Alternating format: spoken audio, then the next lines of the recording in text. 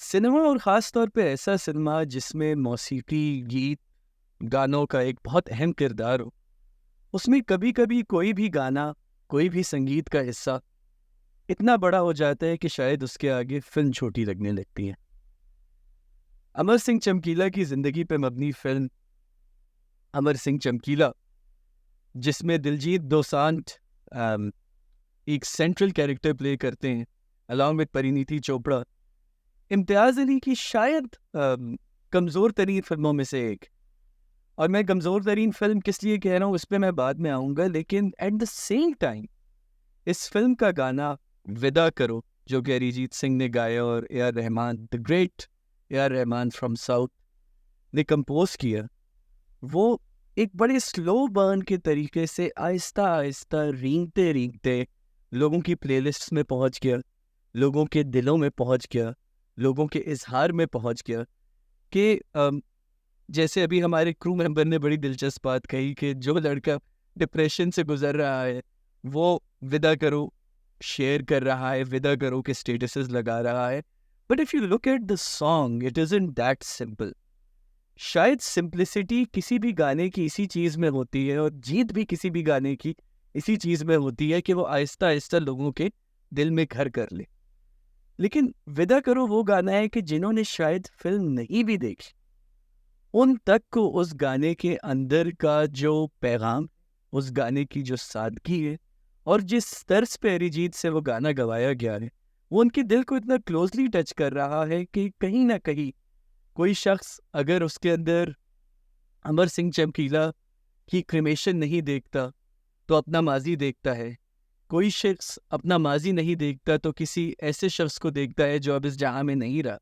या बहुत से लोग, अगर आप यूट्यूब पे जाएं, इस गाने को ये भी कह रहे हैं कि this should be played at our funeral, के इस गाने को हमारे जनाजे, हमारी मैयत के सिलसिले पे प्ले किया जाए।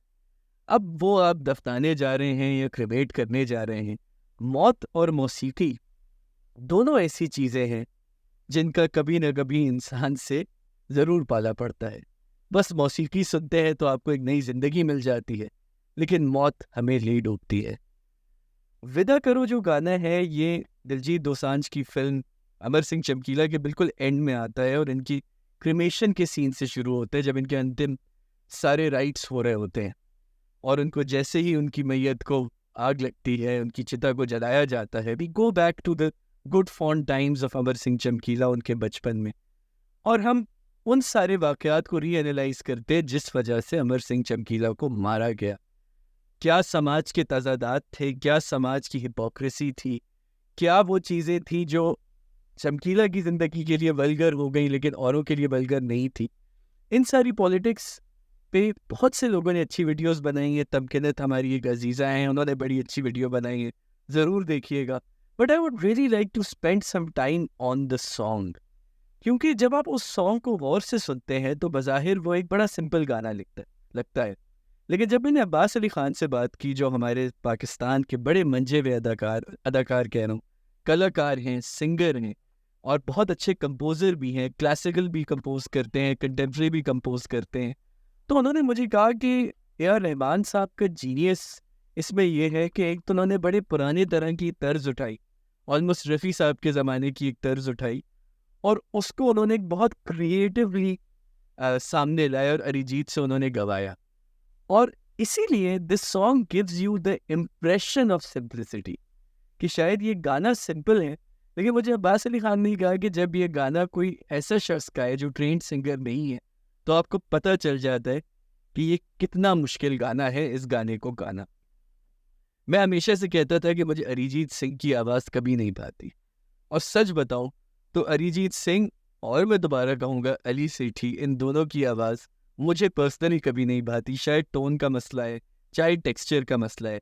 लेकिन जब मैंने विदा करो सुना अमर सिंह चमकीला के एंड में, और बाद में एज एन ऑडियो एक्सपीरियंस भी, तो मुझे समझ में आ गया कि अरिजीत सिंह की आवाज़ में वो क्या बिटर स्वीटनेस है, वो क्या दर्द है जो लोगों के दिलों में उतर जाता है।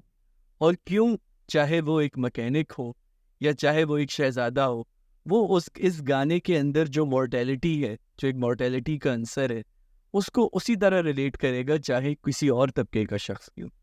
एट द सेम टाइम मैंने फिर ये सोचना शुरू किया कि कौन से ऐसे गाने, कौन सी ऐसी चीज़ें हैं जो इससे पहले मौत को या मौत के बाद की लेगेसी को इस तरह ट्रीट करती है जैसे इस गाने में मॉर्टेलिटी और मौत को ट्रीट किया गया। तो मेरे जहन में अचानक काविश का गाना बचपन आ गया।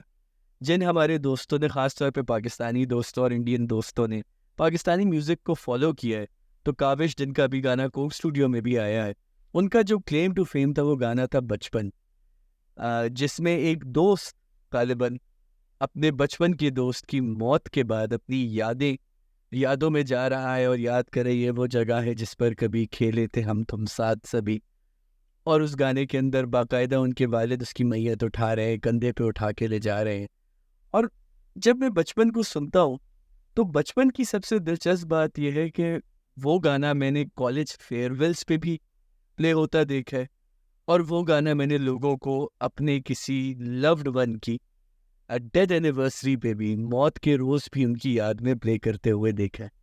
और यही बात होती है एक अच्छे बड़े गाने की, कि उस गाने को आए हुए भी तकरीबन 15 साल हो चुके हैं, but it is still with us, it still triggers those emotions of longing, of missing someone, of someone just suddenly passing away. जैसे हिचन्स कहते हैं कि मौत कुछ नहीं है, मौत वो एक्सपीरियंस है कि एक दिन आप फ़ोन उठाएं और दूसरी तरफ डायल टोन ना हो।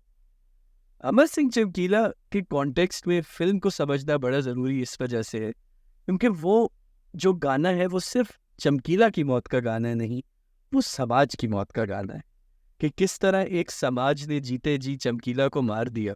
और बेसिकली वो जो गोली थी वो तो last nail in the coffin थी जो उनको और उनकी बेगम को मारी गई, जो उसमें परिणीति चोपड़ा प्ले करती है। And at the same time जैसे मैं हमेशा जुनैद जमशेद के बारे में और बहुत सारे लोगों के बारे में ये कहता हूँ कि some people die with their contradictions as we live with ours. सबसे अहम चीज़ ये है कि वो गाना जस्ट लाइक ए.आर. रहमान और इम्तियाज़ अली की कोलैबोरेशन में बनने वाले बहुत से मकबूल गानों के एक तो फिल्म से बड़ा हो जाता है, क्योंकि in isolation I think with करो is an artistic treat, because उसके अंदर इतनी रिचनेस है, इतनी लेयर्स है उस गाने के अंदर कि जहाँ वो ये कहते हैं कि भाई मैं तो ज़िंदा रहना चाहता था और तुम लोगों ने मुझे ज़िंदा रहने नहीं दिया। और फिर उसके अंदर आपको इरशाद कामिल जिन्होंने बड़ी सादगी से ये सारे इस्तिआरे ऑफ कॉन्ट्रडिक्शंस, सफाई और पाप, मैलापन और किसी का पवित्र होना, उसको उन्होंने बड़े अच्छे तरीके से स्ट्रक्चर किया है। And I think it isn't just an old school melody, it's also the simplicity of emotion. वही चीज़ अगेन जो आपको काविश के बचपन में नज़र आती है कि वो उन सब जगहों को याद कर रहा है जिन जगहों पे ये सारी चीज़ें, हालात उसके साथ गुजरे थे, क्या वाक़यात उसके साथ गुजरे थे, and he wants us to remember that.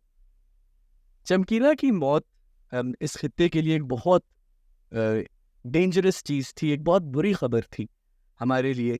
लेकिन एट द सेम टाइम अगर हम आज के अपने समाज को देखें तो आए दिन हमें ऐसे लोग नज़र आते हैं जिनको एक्सकम्युनिकेट कर दिया जाता है, समाज से रद्द किया जाता है, क्योंकि वो हमारे डिसेंसी के स्टैंडर्ड्स पे पूरा नहीं उतरते। यही सिलसिला अमर सिंह चमकीला के साथ था। तो एज अ फिल्म तो मुझे लगता है कि चमकीला शायद हाँ, आज का हिंदुस्तान भी उतना ही गलीज़, उतना ही नापाक और उतना ही एक्सट्रीम हो चुका है जो आज जितना आज का पाकिस्तान है।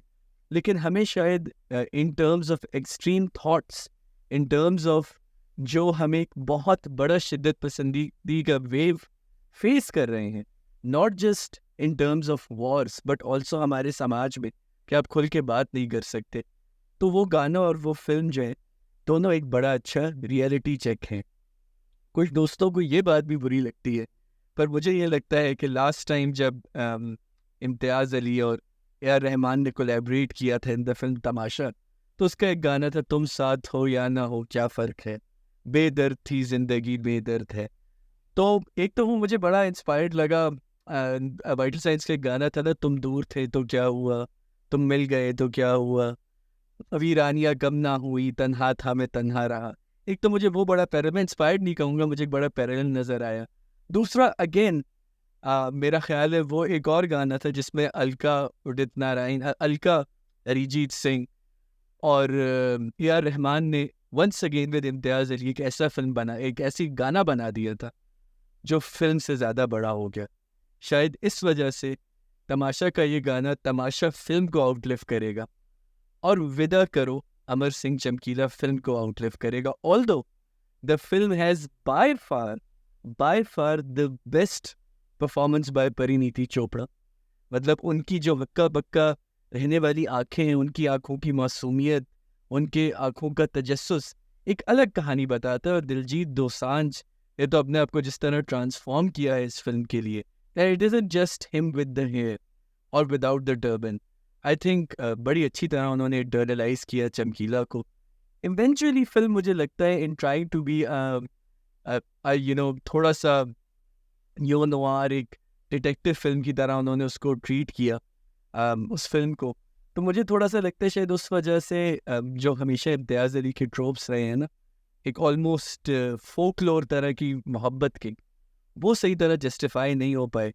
क्योंकि मुझे लगता है कि आमतौर पे इम्तियाज़ अली की फ़िल्मों में बड़े सस्सी पुन्नू हीर रांझा से इंस्पायर्ड दो लवर्स होते हैं जिनको बड़ा मैग्नानिमसली बिल्डअप किया जाता है, जो इवेंचुअली जाके मिलते हैं, चाहे वो रॉक स्टार हो, चाहे वो जब भी बैठ हो, चाहे वो कोई और फिल्म हो। इस फिल्म में मुझे लगता है कि असल में जो दो फोकलोरिश कैरेक्टर्स थे, वो एक तो चमकीला था, दूसरी उसकी बेगम नहीं बल्कि मौसीकी थी, क्योंकि ये समाज उनको और मौसीकी को मिलने नहीं देता। तो I felt that Imtiaz Ali could have developed music as a bigger character. तो शायद इस फिल्म की वो ब्रांड क्लोजर इस फिल्म को मिल सकता है जो इम्तियाज़ अली की दीगर फिल्मों को मिलता था। टिल देन मुझे अलविदा कीजिए और विदा करो सुनिए।